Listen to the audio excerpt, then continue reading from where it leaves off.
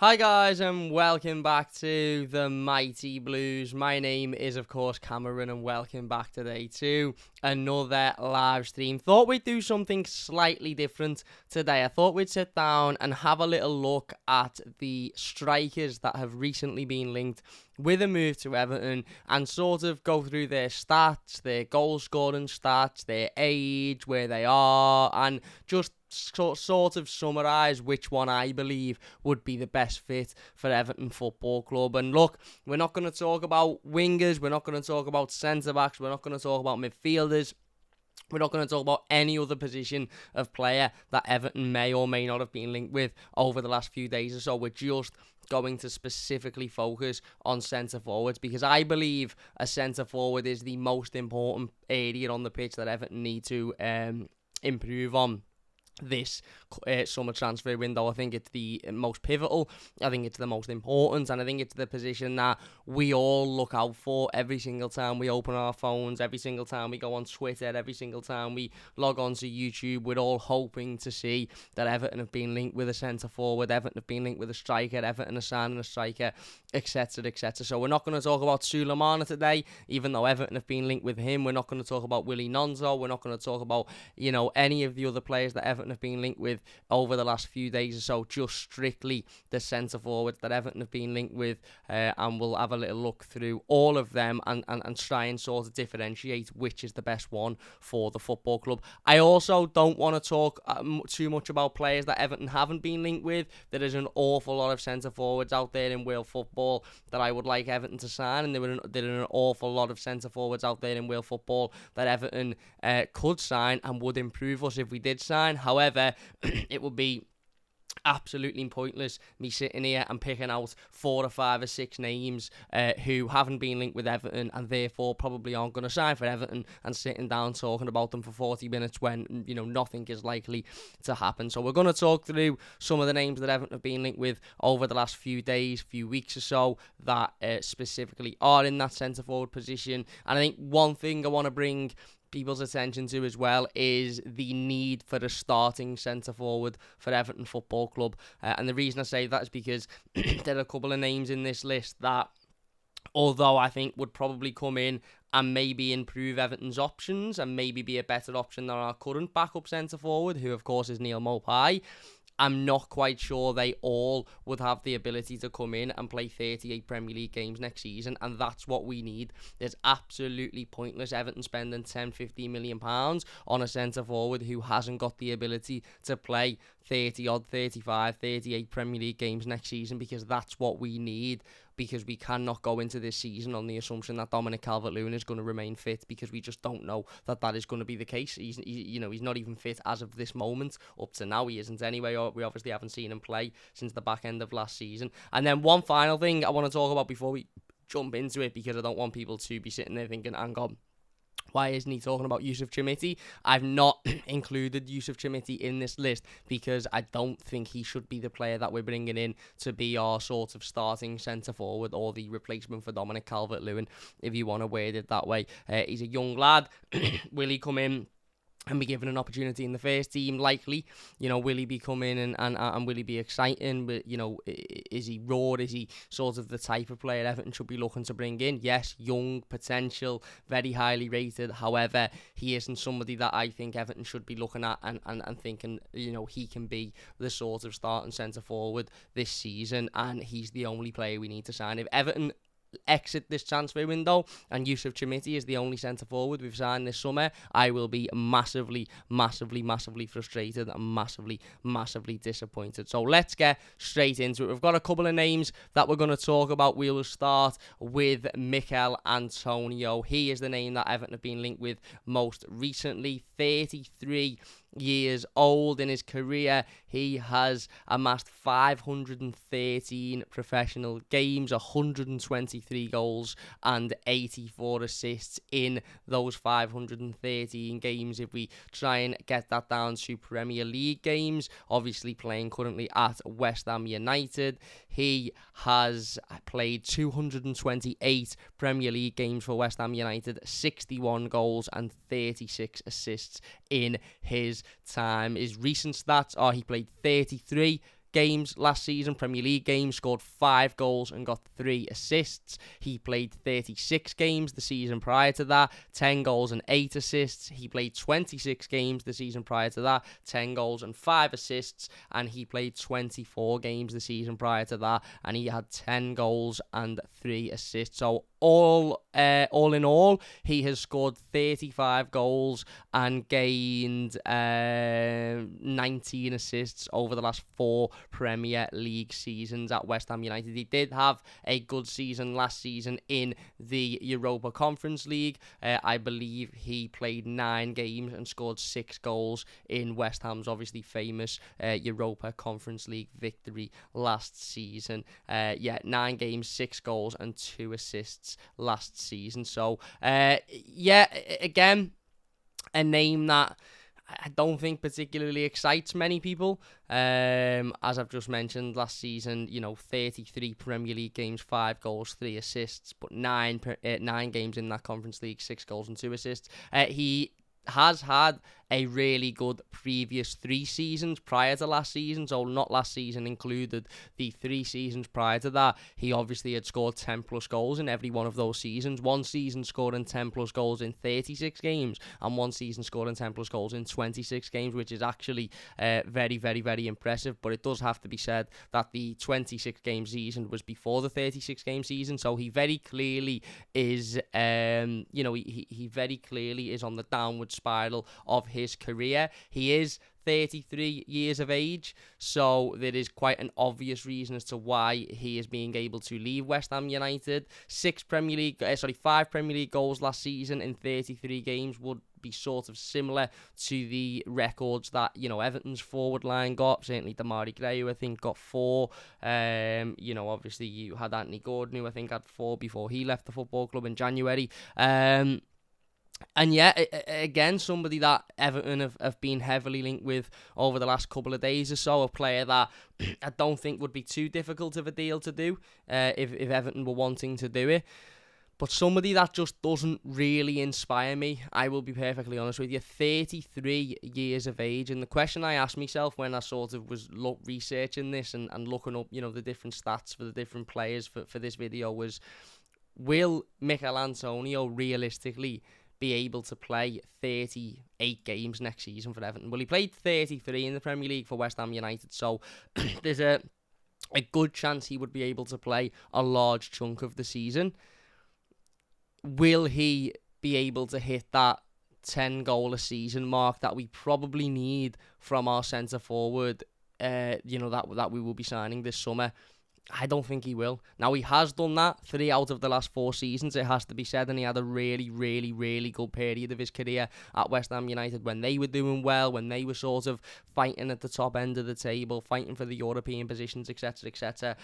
And he was scoring goals. He's a big physical presence, of course, somebody that can put himself about, somebody that can throw his weight about and sort of demand that respect on the pitch. Because of that, he can cause problems to central defenders. We've seen it ourselves, against Everton. He's done it multiple times against us, where he's caused problems by putting his weight about and, by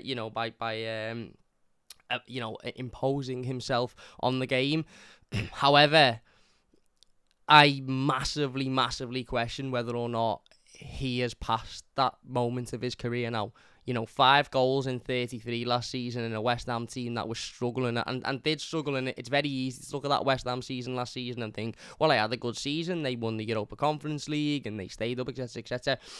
They did win the Europa Conference League, and they did very, very well to do that, and I'm extremely jealous of that. However, their Premier League season was a massive disappointment, and I think that those West Ham United fans would all agree with me that it was a massive disappointment. They were at a point where David Moyes was on the verge of losing his job at one point, and may not have even taken them into that Conference League final. And Mikhail Antonio, whilst I don't think he can be blamed for West Ham United's downfall last season, he was certainly somebody that they would have expected more from, and certainly somebody that they would have expected to sort of drag them out of difficult positions and difficult situations, and he just was not able to do that. His age is obviously a massive concern as well. He would be a short-term move. He would obviously be coming into the football club for no more than 2 seasons. I would, I would assume, because he's 33 years old now. And I just think there's better options out there. I do. Is he a big, strong centre forward that can impose himself on games? Yes. Is he somebody that is capable of scoring goals? Yes. But at that age, and given the season that he had last season, I'm not quite sure he's capable of doing it at the top level like we need him to at this moment in time. There's absolutely no point in Everton going out and getting another striker that is going to come in and contribute 2 goals or 3 goals this season, and that there is a massive, massive, massive chance that Mikhail Antonio is only capable of doing that because of his age, because he wasn't particularly great last season, and various other different things that come into it. Injuries, had his injury problems over the years as well, where he's been out for a number of weeks with various different injuries. I just think he's somebody that, whilst would cost us probably not a lot of money, and whilst his wages probably wouldn't be awfully high, I just don't think he's somebody that sparks any sort of excitement or sort of any form of motivation amongst the fans as a signing, and B, I can't see him coming in and scoring more than 4 or 5 goals next season. And you might say, well, that's an improvement because that's 4 or 5 more goals than we've got now. Fine, but we're talking here about the centre forward that is going to come in and be our new number 9 going forward. We've already on the brink of bringing in a young lad who we hope can come in and contribute to 3, 4, maybe 5 goals next season. It would be great if Yusuf Chamiti could do that. We don't then want to go out and bring in, another centre forward that probably isn't going to contribute much either. We need somebody that we can look at and go, right, okay, I can see them coming in and getting 8, 9, 10 goals, 10 plus goals, this season. Hopefully that's the figure I think Everton should be aiming at. I think Everton should be looking and thinking, right, okay, if we're going to bring a centre forward in to challenge Dominic Calvert-Lewin, and that's how it should be seen. It shouldn't be seen as, let's bring somebody in that's going to sit on the bench for the majority of the season, because the reality is these players don't sit on the bench for the majority of the season, because more than likely in recent years, certainly will tell you, Dom picks up an injury and then he's out for 3 months, 4 months, 5 months, whatever it may be, and this sort of substitute forward who we all thought would be alright because they'd just sit on the bench and get involved every now and then, all of a sudden is playing week in, week out, and we're seeing that they're not good enough to be able to do that. So for me, the benchmark should be 10 Premier League goals. We're looking at somebody that can come in and contribute with at least 10 Premier League goals next season. And I don't think Mikhail Antonio can do that. And yes, okay, he's done that in 3 of the last 4 seasons. But also what has to be taken into consideration is that was when he was 28, 29 and 30. So he was at that stage in his career where he probably was at his peak at that age, because obviously he wasn't, a Premier League footballer until he was 25, 26 years old. So he'd had a couple of seasons to settle in. He'd had 3 really good seasons of scoring 10 goals in each of those seasons. And then last season, I think we started to see the decline of him. And at 33 years old now, to expect him to come back in and get back to what he was 2 seasons ago, I'm not quite sure he will be able to do that. Again, he's big, he's physical, he can put himself about, but with injuries and with his age, is he somebody that can come in and challenge Dominic Calvert-Lewin? And when I say challenge Dominic Calvert-Lewin, I mean really challenge Dominic Calvert-Lewin.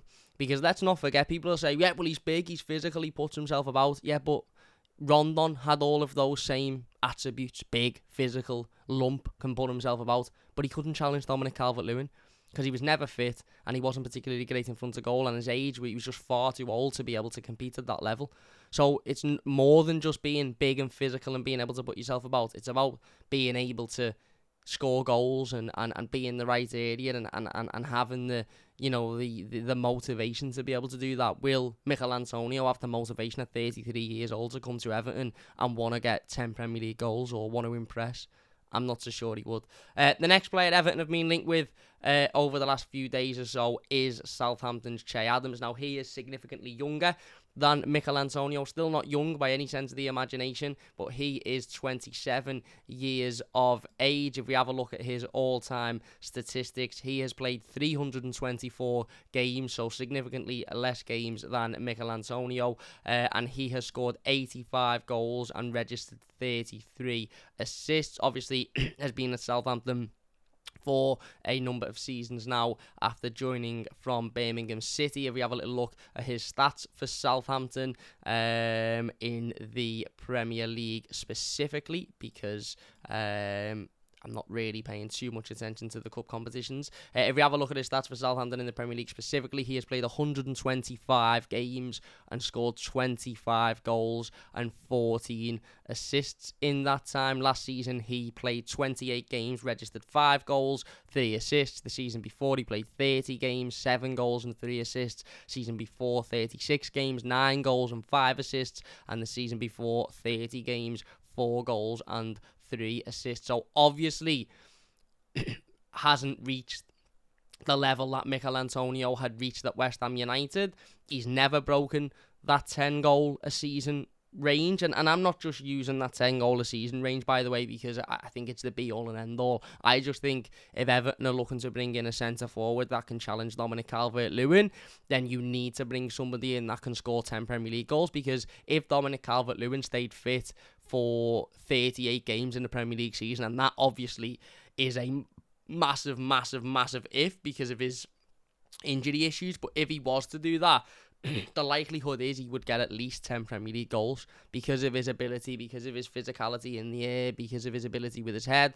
And I really do think Dominic Calvert-Lewin is a criminally underrated centre-forward. His biggest problem is he's never, ever fit. And when he is fit, he's not there long enough to be able to have a good run in the team before he's picked up another injury. So it is, of course, a huge if. But if he was to stay fit, Dominic Calvert-Lewin would get 10 plus Premier League goals in a season. So we need somebody that can come in and do similar to that.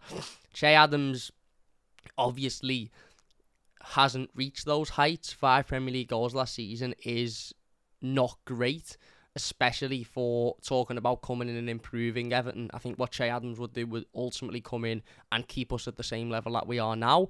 But he's 27 years old.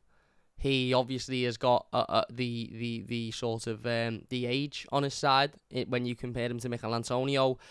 The biggest problem for me with the Che Adams stuff is the reports of how much he would cost. There's reports that he'd cost 15 to 20 million pounds. And whilst Everton would be able to pay that in probably about 726 different instalments, it would still be a figure of 15, 20 million pounds that Everton would be paying for a player that scored 5 Premier League goals last season and isn't particularly at the level we need him to be. I think I would probably prefer him to Mikhail Antonio because of his age, and I think whilst they both scored 5 Premier League goals last season, and I appreciate that, I think if you were to ask me now, who do you believe is more likely to get more goals next season if they sign for Everton, I would probably say it'd be Che Adams. Again, similar in terms of physical centre forward, can put himself about, not great in front of goal. You know, them stats speak for themselves, don't they? 124 Premier League games and only 25 goals, which isn't great whatsoever. But,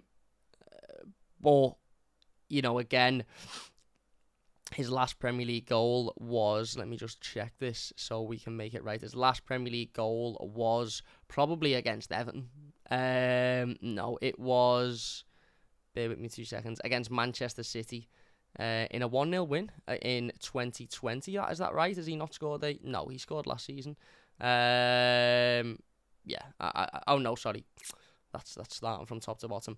Let me correct that. His last Premier League goal was against Tottenham in March, middle of March. So, yeah, again, not great statistically. Still a sort of big physical centre forward and somebody that can put himself about and somebody that can definitely impose himself on the game. But again, not somebody that I think people will be specifically or particularly jumping around and celebrating if we bring in, especially considering the fee that Southampton are reported to want. The next one I want to look at is Boulaye Dia, because I think he's somebody that we have been looking at recently. He's somebody that Everton have seemingly got an interest in. He is the player in this list that I think Everton are least likely to sign, just because he's the one with no Premier League experience and he is the best in the list. But I definitely thought he was worth talking about, because Everton clearly have got an interest in him there, and he has been linked over the last few weeks or so. So he's 26 years old, obviously currently playing for Salernitana in the Serie A. If we have a little look at his stats for Salernitana, he has played one season there in the Serie A. He played 33 games last season, 16 goals and 6 assists, so significantly better than anything that the other two that we've mentioned so far have amassed. He's played 183 games in his career with 68 goals and 16 assists, so not too bad. 1 in 3 on average. He obviously played in La Liga before he moved to Salernitana at Villarreal. 25 goals in La Liga, 5 assists and 25 games in La Liga, 5 goals and 5 assists. Played in the Champions League, got a goal there. His best season was last season for Salernitana, 33 games, 16 goals. His best season prior to last season, his second best season was actually for is that Stade Rennes? Stade Rennes, in which he played 36 games in Ligue 1 and got 14 goals. He has 88 appearances for Stade Rennes with 28 goals and 3 assists. So again, somebody that would probably cost the most out of all of the players that we are talking about. He's got a apparent transfer market value of £25 million.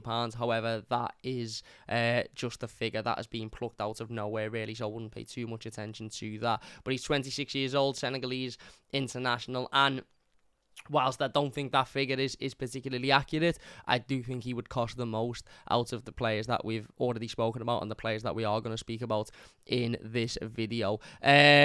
Boulaye Dia, for me, is the one Everton should be looking at going and bringing in. I think he's got all of the physical attributes and physical presence to sort of match Dominic Calvert-Lewin, and by that what I mean is, what I think is really important for Everton this summer is bringing in a centre-forward that matches the profile of Dominic Calvert-Lewin. There is a world in which you can have two centre-forwards who are completely different in the way in which they play, in the way in which they sort of are, their presence, their size, their physicality, etc., etc., but it just doesn't seem to work for Everton. We tried it with Neal Maupay. He obviously is a very, very different centre-forward than what Dominic Calvert-Lewin is. Instead of changing the system, instead of changing the way in which we play to suit Neal Maupay, we sort of just threw him in and expected him to be able to do the job that Dominic Calvert-Lewin was doing, and he wasn't able to do that job. Shock horror. So if that is the case, and Sean Dyche doesn't particularly want to have to chop and change the system and the way of playing and the style of play constantly, then that would mean Everton have to go out and bring a centre forward in that is similar to Dominic Calvert-Lewin and that has similar features and similar athletic presence to Dominic Calvert-Lewin, and I think Boulaye Dia is that player. He is whatever that. Let's check what that is in feet, because I'm not quite sure what it is in feet. This mightn't be right. 5'9", so a little bit smaller than Dominic Calvert-Lewin according to Transfer Market, but certainly somebody that I think would bring the same sort of performances to what Dominic Calvert-Lewin can bring. Can hold the ball up, can play on the right, left, can play as a centre forward, can play just behind the striker, so a versatile player, a player that would offer us multiple different options. And as I said, last season was his best season. He is a player on the up rather than a player on the down. I think what we've looked at so far, I think we've looked at Mikhail Antonio, who is a player on the decline. I think we've looked at Che Adams, who is very much a player stuck in the middle, and that's why I believe Che Adams would come in and not really improve Everton. I think he would just be there. We would just be much of a muchness with him in the squad. Whereas Boulaye Dia is a player that would come in and I think would improve Everton because he's on the up. He's somebody that is, his best season was his recent season, 26 years old, so he's at a good age, and he's probably at that age now where he's looking to have 2, 3, 4 consistent seasons where he's improving year in, year out. Now, having said that, I think this probably is the most difficult deal to be done for a number of reasons. One of them because he is the only player on this list, I believe, whose club probably wouldn't have a particular interest in letting him leave. And by that, what I mean is, I think Southampton, for the right price, would happily sell Che Adams. I think Mikhail Antonio will leave West Ham United anyway this season. We're going to talk about Kelechi Iheanacho in a minute. I think he would be more than likely to leave Leicester City, and I don't think Leicester City would be too interested about that. Whereas Boulaye Dia, I think, is somebody that you would have to sort of, it would be more of a difficult deal for him to be moved on from Salernitana. A big reason for that is obviously because he's their number 9, and he's a player that they obviously see as one that they would like to keep. Similar to the Nonso situation, really. Nonso obviously proving a very, very, very difficult deal to do, because Leeds United very clearly want to keep hold of Wilfred Nonso, so it's not as easy as Leeds don't want him and therefore we can make a deal happen. It's a case of trying to convince Leeds to sell him, and I think we'd be in a similar position with Boulaye Dia. As I said, for me, I think the Dia deal is one that is the least likely to happen, but would be the best deal for Everton. I'm not just saying that because he's never played in the Premier League, by the way, and he's something different, and he's not somebody that we've watched.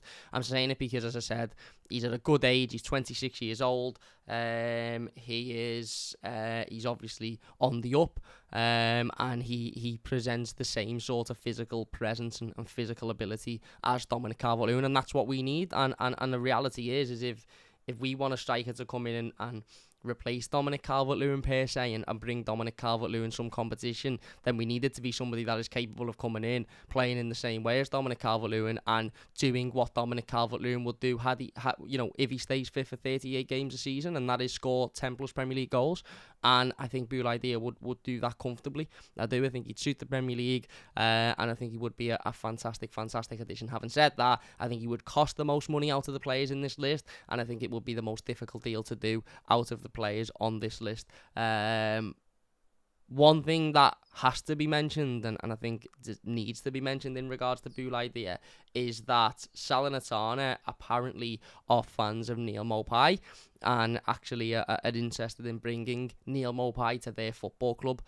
If that's the case, then Everton should be absolutely all over that. Absolutely all over that. Go and offer them a swap deal plus money, plus cash for Neal Maupay. Go and say, absolutely fine, you can have Neal Maupay, we'll give you 10 million, 15 million quid spread over 4 seasons and Neal Maupay for Boulaye Dia. But maybe it's not as easy as that. Obviously it's not as easy as that, otherwise Everton would have the deal done, wouldn't they? Maybe Salernitana don't want Neal Maupay, and maybe that was just a rumour in the media. But if they do, then it absolutely makes sense to use him in that deal to try and bring Boulaye Dia in, because I think Boulaye Dia would be an absolutely fantastic signing. Moving on then, Kelechi Iheanacho, is another player that Everton have been linked with. He has played 279 games in his career, 81 goals and 45 assists. Obviously started at Manchester City and played a lot of his football at Manchester City before moving to Leicester City. If we have a little look at his Premier League statistics, he has played, bear with me 2 seconds. He has played 196 Premier League games, 42 goals and 28 assists. Last season he played 28 games, 5 goals and 5 assists. So again, all very similar figures. 5 goals for Mikhail Antonio, 5 goals for Che Adams, 5 goals for Kelechi Iheanacho. Maybe Everton's, Everton's tick list includes has to have scored bang on 5 Premier League goals last season. Season before that, 26 games, 4 goals, 5 assists. He did break the 10 goal mark the season before that, the 2020-2021 season, 25 games, 12 goals and 2 assists. He is 26 years old, so the same age as Boulaye Dia. And as I said, I do think that this would be an easier deal for Everton to do, because I don't think Leicester City would want as much money as Salernitana do. He can play left, he can play right, he can play behind the striker, and he can obviously play as a centre forward. Played as a centre forward for the majority of his career, similar to Boulaye Dia, of course. 140 games there with 32 goals across his career at centre forward. His last goal was, let me just double check that. I've got something in my eye, so I apologise. His last goal for Leicester City came in their 2-1 win over Wolves in April. So, again, I think out of the 3 names that we've been linked with of players that play in the Premier League, I think Kelechi Iheanacho is the better option. Obviously not including Boulaye Dia, because he's not played in the Premier League. I would prefer if Everton signed Kelechi Iheanacho over Mikhail Antonio and over Che Adams. I know Mikhail Antonio has got a better Premier League goal scoring record in recent years, but again, as I said, it's been two years coming up since he broke 10 goals in the Premier League. He's 33 years of age, and the likelihood of him having a 5-goal season and then at 33 getting back up to getting 10 goals in a team that doesn't create an awful lot and hasn't got an awful lot of creativity like ours is very, very, very unlikely. I think Iheanacho is at a decent age. Again, I would like him to have had better stats, and I think if he was to come in and score 5 Premier League goals next season, I'm not too sure how much that would improve Everton. It would be an improvement on Neal Maupay, because he only scored 1 Premier League goal last season, but would it improve us to the point where we are comfortably away from that relegation battle? Well, if you are replacing Neal Maupay with Kelechi Iheanacho, then that's fine. I've got no issue with that, because he's a better player than Neal Maupay. But we're not really talking about replacing Neal Maupay with Kelechi Iheanacho. We're talking about replacing Dominic Calvert-Lewin with Kelechi Iheanacho, and I don't think that is a particularly great deal. Now, one thing that has to be taken into consideration, and I'm fully aware, is that on his day, Dominic Calvert-Lewin for me is one of the best centre-forwards in the Premier League, and people will disagree with that, and that's fine, and people have this opinion on Dominic Calvert-Lewin that he isn't as good as what others think. I personally think that on his day, Dominic Calvert-Lewin, as I've just mentioned, is one of the best centre-forwards in the Premier League. So it's very unlikely that Everton will be able to go out and bring in a centre-forward that is also one of the best centre-forwards in the Premier League, or would become one of the best centre-forwards in the Premier League, without the problems that Dominic Calvert-Lewin has got. What I mean by that is, let's be honest, the only reason Dominic Calvert-Lewin is still an Everton player is because of those injuries in the last 24 months, is because he hasn't played an awful lot of football, is because he hasn't been able to shine, and he hasn't been able to sort of play consistently, and therefore, put in consistent performances and score goals and be on the radar of those sides. That's why he is still those top sides. That's why he is still an Everton player. So it is a bit unrealistic for me and anybody else to believe that we can go out and bring in a centre forward that, when playing 38 games, would be as good as Dominic Calvert-Lewin, because those players probably just aren't going to come to Everton. Having said that, I don't think it's too much to ask for somebody that can score 10 Premier League goals and at least provide some competition for Dom. Maybe not be as good as Dom, but at least provide some competition for Dom. And I'm not massively enthused by Iheanacho, by Boulaye Dia, by Che Adams, because I just think these players are players that are, sort of in the Neal Maupay range of probably being better than Neal Maupay, but not massively better than Neal Maupay. But I think Everton need to be aiming higher for that, especially if we're going to be spending 10, 15, 20 million pounds on a centre forward. I said it in a video we did a few weeks ago about 5 things Everton need to do this summer. One of them was replace Dominic Calvert-Lewin, not replace Neal Maupay. And the reason for that is because we need somebody that we can rely on to play 38 games next season, and we believe can score the goals we need them to do. And that for me is more than 5. You know, we need somebody that scores really 11, 12 Premier League goals. Really, that would be a decent season for a centre forward next season. And Iheanacho, Che Adams and Mikhail Antonio didn't do that last season, and it's only Mikhail Antonio that's proven he can do that consistently.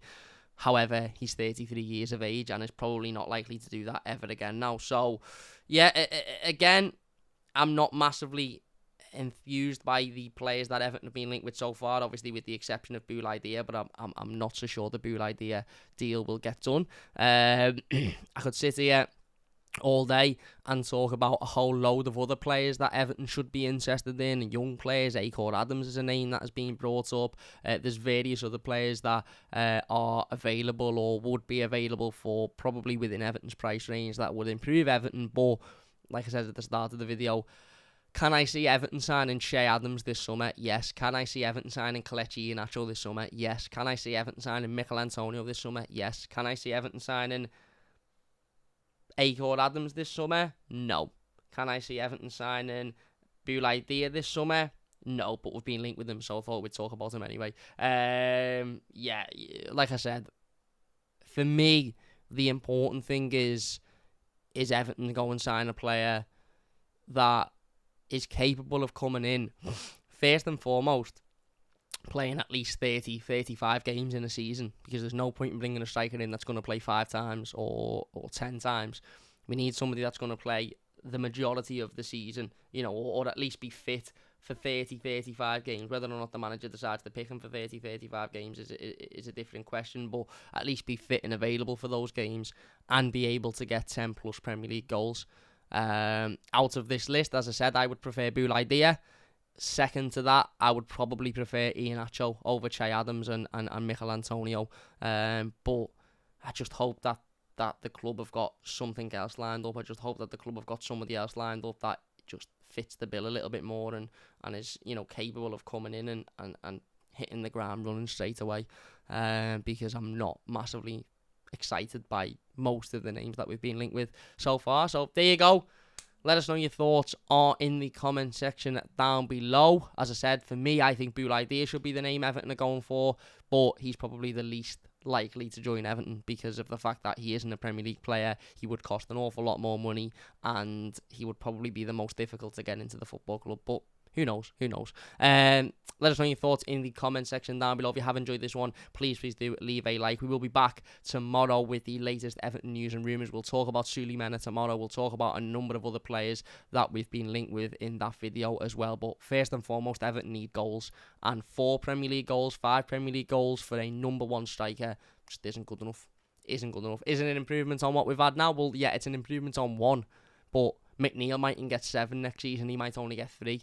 So we really need a striker that's going to come in and score, as I said, 10, 11 goals next season as a minimum. But there you go. Big thanks for watching. Please do leave a like if you have enjoyed this. Subscribe if you are new. And we'll see you later.